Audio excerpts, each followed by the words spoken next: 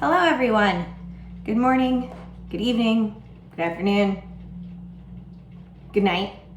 Don't go to sleep. I have things to do. All right, Wayside School Beneath the Cloud of Doom by Lewis Satcher. We are on chapter 17. The best principal ever, with 3 exclamation points. That's, I guess, what Mr. Kidswater looks like.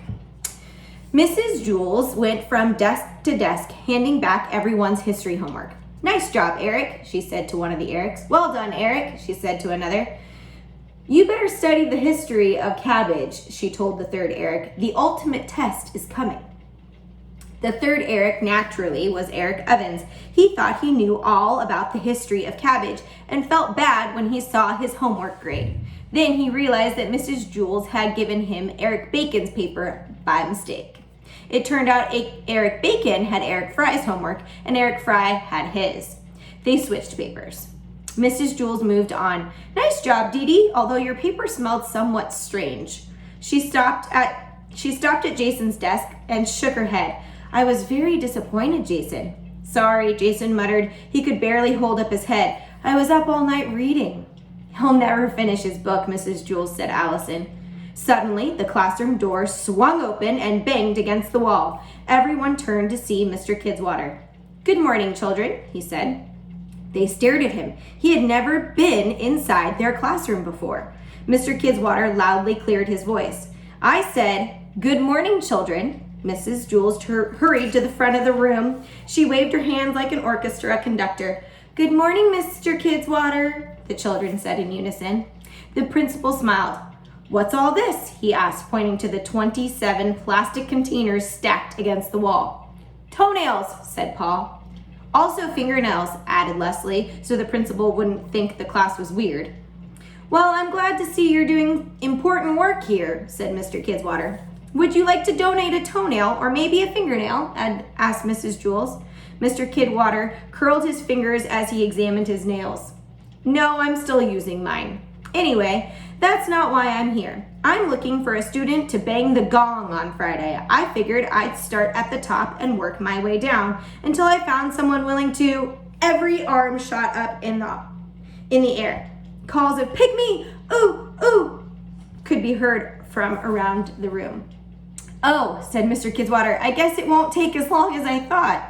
Mimi, begged Bibi, stretching her arm high. No, me, urged Dee Dee. It was impossible to know where Mr. Kidswater was looking. He wore mirrored sunglasses even indoors.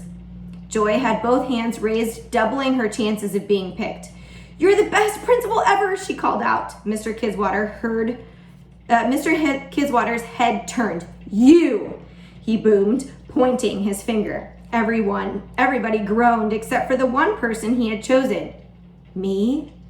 Stephen asked meekly. You? Asked Mr. Kidswater, sounding somewhat surprised.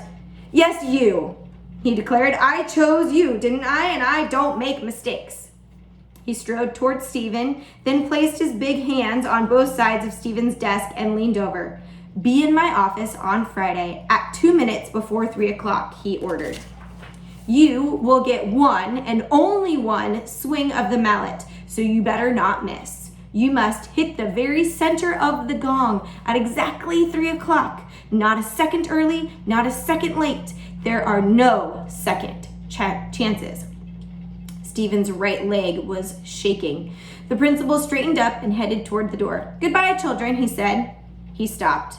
He waited. He folded his arms across his chest. Mrs. Jules waved her arms like an orchestra conductor. Goodbye, Mr. Kidswater, everyone said together. As soon as the principal was gone, everyone crowded around Stephen's desk. You're so lucky, said Jason. This is the best thing that's ever happened to anyone in our class, said Jenny. You better not blow it, said Joy, or else no kid will ever get to ring the gong again. Can you even lift the mallet? Asked Terrence. Stephen didn't say anything. He hadn't heard a word they said. It was as if the moment Mr. Kidswater had said, someone had banged a gong inside Stephen's ear. Gong. And you can see it goes for a very long time. All right, that is the end of chapter 17.